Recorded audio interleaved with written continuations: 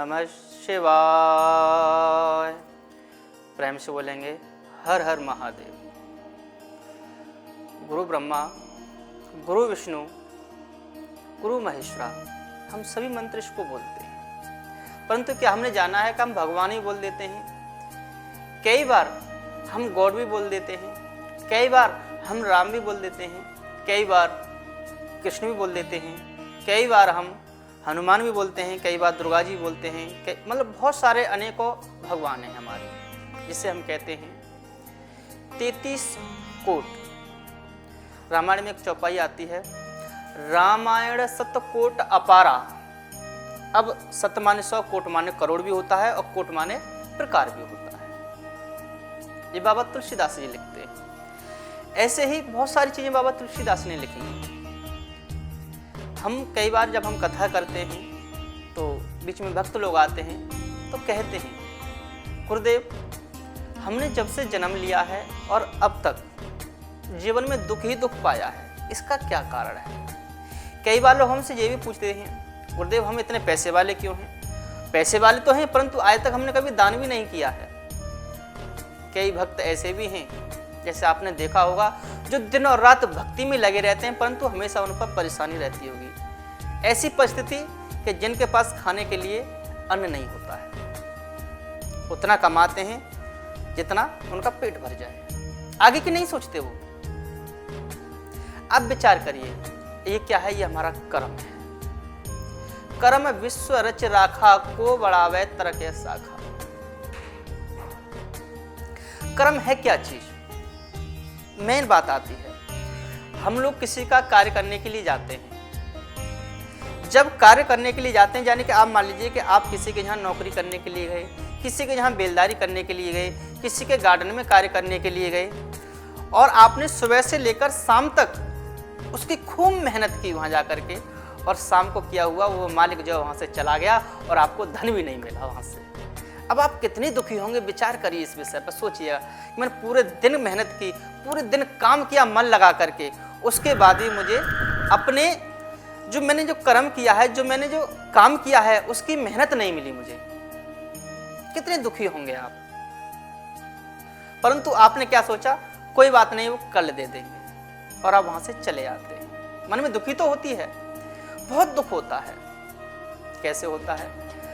अब इसी प्रकार से हम विचार करें हैं, एक दोहा आता है, क्या लेकर आया रे जग में, क्या लेकर जाएगा, सोच समझ ले प्राणी, आखिर में पछताएगा। परंतु एक शब्द बड़ा अद्भुत लिखा है। क्या? हम लोग कहते हैं कि जीवन में हम कुछ लेकर के नहीं आते और ना कुछ लेकर के जाते हैं, पर मैं कहता हूं नहीं, बिल्कुल गलत कहते हैं आप लोग। पर मैं ये कहता हूं कि हम लेकर के भी आते हैं, और जब लेकर के भी आते हैं और जब जाते हैं तब भी हम लेकर के जाते हैं। अब क्या? मुट्ठी बांध कर आया रे बंदे, हाथ पसारे जाएगा। बड़ा विचित्र सवाल है ये। हमारी मुट्ठी में क्या होता है? विशेषकर बात करिए आप जीवन में, हमारी मुट्ठी में क्या होता है? जब हम जन्म लेते हैं और जन्मते हमारे भाग्य में कुछ नहीं होता, हमारे नसीब में कुछ नहीं होता, केवल एकदम सपा चिट्ट, एकदम बाल भी नहीं होते, शरीर पर कोई एक अंग कैसा भी रेशा नहीं होता है, एकदम कागज का टुकड़ा, जैसे आपने देखा होगा, जिससे बोलते हैं श्वेत, यानी भक्त सफेद, एकदम इस तरीके का हमारा शरीर होता है, जिसपे एक धब्बा नहीं होता है। जाने कि हम अब पृथ्वी पर जैसे आए हम, तो हमारे पास कहीं चोट लग गई, बीमारी लग जाती है, कई बार ऐसा होता है, बहुत सारी बीमारी लग जाती है। ये क्या चीज है? अब जब हम जो मुट्ठी बांध करके आए हैं, जब जो दाई होती है जब खोलती है तो उस पर क्या देखती है? हमारी रेखाएं देखती है। रेखाएं देखती है। रेखाएं देखने के बाद में क्या होता है? कुछ नहीं होता, वो धीरे धीरे मिटती भी हैं और बनती भी हैं वो, और आगे बढ़ती हैं। अब आपने क्या काम किया? धीरे धीरे जब बड़े हुए, आपने एक एग्जाम्पल थोड़ा सा छोटा सा दे देता हूं। एक माँ के 2 पुत्र हैं, दोनों पुत्र एक साथ जन्म लेते हैं, पर दोनों का कार्य ऐसे हो जाता है विपरीत, यानी एक का ऐसे और एक का इस प्रकार से।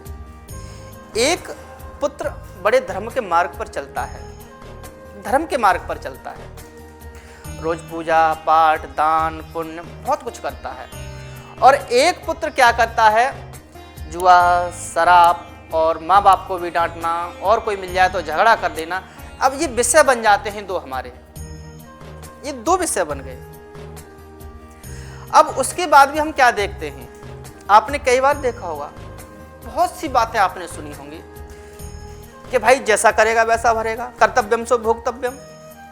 अब हमने कर्म तो अच्छा करा भाई, दान भी किया पुण्य भी किया, हमने भंडारे भी लगाए, किसी की जरूरत पड़ी तो हमने सहायता भी कर दी, उसके बदले हमें क्या मिला, एक दुख मिला। यानी उसने हमें गाली दी या उसने हमें ऐसा शब्द बोला जिससे हमारे मन को ठेस पहुंची। ये क्यों, इसका कारण क्या है?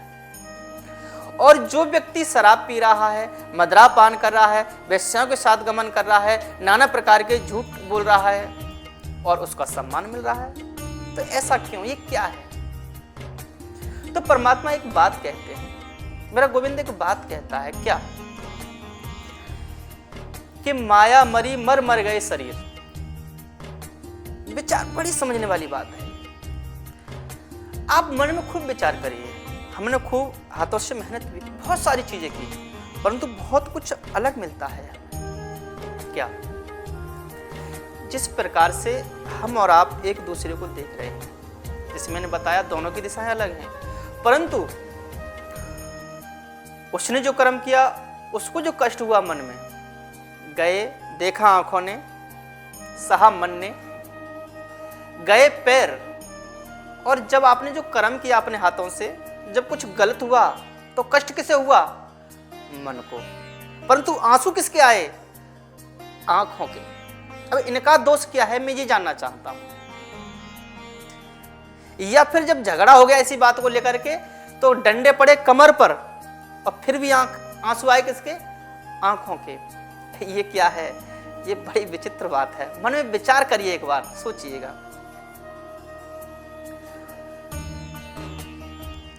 दीनन के दीन, हम दीनों के दीन हितकारी कौन, गोविंद हैं। वो सब कुछ देखते हैं, संसार में सबको एक समान कर देते तो शायद है कि लोग ये नहीं समझते कर्म क्या है और पुण्य क्या है। परंतु जब हम कोई किसी को सहायता कर रहे हैं और उसका अगर हमें फल नहीं मिल रहा है, अगर ज्यादा दुख मिल रहा है, तो ये क्या है, मैं ये जानना चाहता हूँ। सवाल तो यही उठता है, भाई मैं इतना अच्छा कर्म कर रहा हूं, मैं रोज दान कर रहा हूं, रोज पुण्य कर रहा हूं, फिर भी इतना कष्ट क्यों संसार में मुझे। और जो लोग बिल्कुल भी दान पुण्य नहीं कर रहे, रोज चोरी कर रहे हैं, रोज नाना प्रकार के ऐश-मौज कर रहे हैं, उनको ये कष्ट क्यों नहीं। तो मेरे गुरुदेव एक बात कहा करते हैं, क्या, मेरे गुरुदेव एक बात कहा करते हैं कि लाला, जब भी जीवन में कोई कष्ट आए आपके ऊपर, तो आप दो चीजों का विशेष का ध्यान रखना है। क्या? एक तो आप ये सोच लेना जो मेरा है ही नहीं, जो चला गया। दूसरी बात, जो आपने मेहनत से लिया, जो आप जिसे हम कहते हैं कर्म, भाई मेहनत करने गए वही तो कर्म है हमारा, और उससे धन लिया और वो हमारा चोरी हो गया, तो उसमें किसी ना किसी बात का एक रहस्य छुपा होता है। अब वो रहस्य है क्या, ये जानना बहुत आवश्यक जरूरी है। जैसे मैंने अभी आपको बताया कि आपने दान किया पुण्य किया परंतु कष्ट मिला, इसका मतलब ये है कि जो दुख आने वाले पहले हैं, जो जैसे कि मान लीजिए अभी हमारी यौवन अवस्था है, जो बुढ़ापे में जो दुख आने वाले हैं वो अभी हमारे धीरे धीरे कट रहे हैं, आने वाले समय में हमें सुख प्राप्त होगा, इसका निराहत ये निकलता है। अब कर्म बात आती है, जैसा करना वैसा, कलयुग केवल नाम आधारा, सुमेर सुमेर उतरे सिंध भव पारा। कलयुग है ये, कलयुग नहीं, इसको बोलते हैं करयुग, करो और भुगतो। यहाँ तुरंत फल प्राप्त होता है हर चीज का इस कलयुग में। जैसे कि हमने किसी चीज के लिए कोई कार्य किया, जैसे मान लीजिए किसी का हमने किसी को 10 रुपये दिए, तो हमें एक लालसा है वहां से कि हमें 10 तो मिल ही जाएंगे, अगर कहीं उसको फायदा हो गया तो मुझे वो 11 भी दे सकता है। ये बड़ी विडंबना है जी, हमारे मन में बड़ी लालसा होती है, 11 मिल जाएंगे या 10.5 मिल जाएंगे, ये तो मिलने हैं ही हैं, ये हम कन्फर्म करके सोच के बैठ जाते हैं। परंतु क्या होता है, ऐसा नहीं होता कभी। हम लोग पता नहीं कितनी बातें सोचते हैं। हम सोचते हैं भाई आज 1 करोड़ मुझे मिल जाए, मुझे 50 लाख की जॉब मिल जाए, या फिर मैं प्रधानमंत्री बन जाऊं। परंतु ऐसा होता है क्या जीवन में? कभी नहीं होता। क्यों नहीं होता? क्योंकि हमारी सोच से कुछ नहीं होता है। हाँ, ये जरूर है, मैं भी कहता हूं और सुनता भी हूं और लिखा भी देखा है और संतजनों से भी सुना है हमने, कर्म विश्व रच राखा।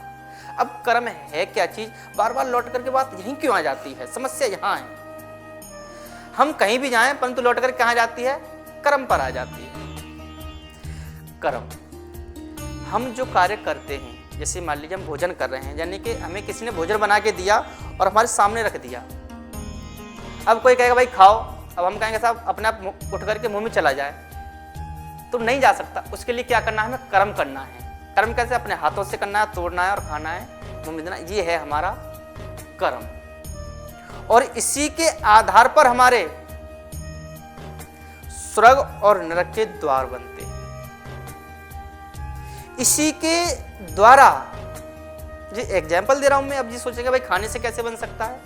ऐसा नहीं, इसका मतलब ये खाने का है। तो अगर ऐसे नहीं समझ में आए तो इस प्रकार से समझ लो।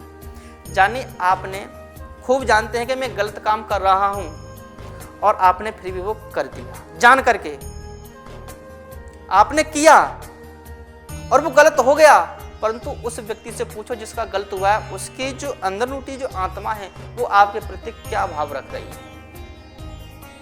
क्योंकि परमात्मा कहते हैं हम कण कण में विराजमान है, इस कैमरे में भी, हम में भी, तुम में भी, हर जगह विराजमान है। तो हम एक परमात्मा के दूसरे परमात्मा को कष्ट क्यों दे रहे हैं? पहले सम्मान था एक दूसरे का। पहले जो व्यक्ति जाते थे, जैसे कोई मिल जाता था तो हम एक दूसरे को नमस्कार, जय श्री राम, जय श्री कृष्णा बोलते थे। परंतु आज के दौर हम बोलते हैं क्या? नहीं बोलते। यही सबसे बड़ा दुख का कारण है। क्यों? कि हम मनुष्य से द्वेष करते हैं, जबकि हमें पता है कि इसके अंदर भी परमात्मा है, मेरे अंदर भी परमात्मा है, तब भी हम दोनों से द्वेष कर रहे हैं। इसका कारण क्या है? यही कारण है। जिस दिन एक लाइन आती है पंथिया, बड़ी सुंदर भाव रखा जाता है उसमें, ऐसी कृपा कर दो मोहन, ऐसी कृपा कर दो मोहन, सबके मन में प्रेम जगे। जब सबके मन में एक करुणा उभरेगी, जब सबके मन में एक प्रेम जगेगा, तो ये कलयुग भी सत्ययुग बन जाएगा। सत्ययुग में सत्य बोलते थे लोग। अगर एक बार भी मन में सोच लेते थे तो मनसा पाप लग जाता था। यही सबसे बड़ी विचित्र बात है जीवन में। क्योंकि जब हम कोई कार्य करते हैं, कोई भी कार्य हो, चाहे अच्छा हो या बुरा हो, वो कर्म पर निर्धारित होता है। परंतु हम जान करके जो व्यक्ति करता है उसको हमें उसका फल भुगतना होता है, चाहे वो अच्छा हो या फिर वो गलत हो। जीवन में विशेष का ध्यान रखो। मैं बार बार आपके सामने भी, कथाओं में भी, वैसे भी बहुत बार इन चीज़ों को बताता हूँ कि हम जो कर रहे हैं पहले उसको एक बार हम सोच लें अच्छे से। अब हम क्या सोचते हैं कि हमें तो कोई देख ही नहीं रहा है, चलो कर दो इस काम के लिए। परंतु वो बैठा है देखने वाला, जिसकी करोड़ों आंखें हैं, जिसने हमें जन्म दिया है, जिसको हम निराकार कहते हैं, साकार कहते हैं, वो देख रहा है और वो सब कुछ लिख रहा है आपकी चिट्ठी में, और उसी के आधार पर आपको इस चीज का फल प्राप्त होता है। अब आप विचार करिए, जब आप बड़े होते हैं, जब आपकी शादी हो जाती है, तो आपके बच्चे आपको क्यों फटकारते हैं? ये बताओ मुझे। इसलिए फटकारते हैं क्योंकि आपने ऐसा कर्म किया ही नहीं। जैसा करेगा वैसा भरेगा, साफ साफ शब्दों में बाबा तुलसीदास ने लिखा है। जैसा करना वैसा भरना। अब मैंने अपने माँ बाप को ही नहीं समझा तो मेरे पुत्र कैसे समझेंगे? यही तो कर्म है। और कर्म है क्या चीज? दूसरी बात, एक बात करें हम कि हम कोई कार्य की,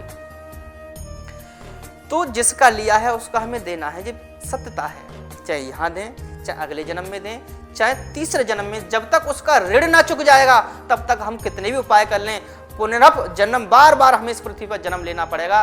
चाहे हम किसी रूप में जन्म लें, जब तक उसका कर्ज मुक्त नहीं कर देंगे तब तक यहां से हमारा, ये मान लीजिए, कुछ नहीं हो सकता। हमें आना ही पड़ेगा इस पृथ्वी पर। अगर आप बराबर, मनुष्य जीवन कब मिलता है? जब पाप और पुण्य बराबर हो जाते हैं। और मुझे लगता है कि संसार में ऐसा कोई व्यक्ति नहीं है जो पाप और पुण्य कर रहा हो। प्रेम से बोलेंगे जय श्री कृष्णा। फिर मिलते हैं बहुत जल्दी इसी विषय के ऊपर।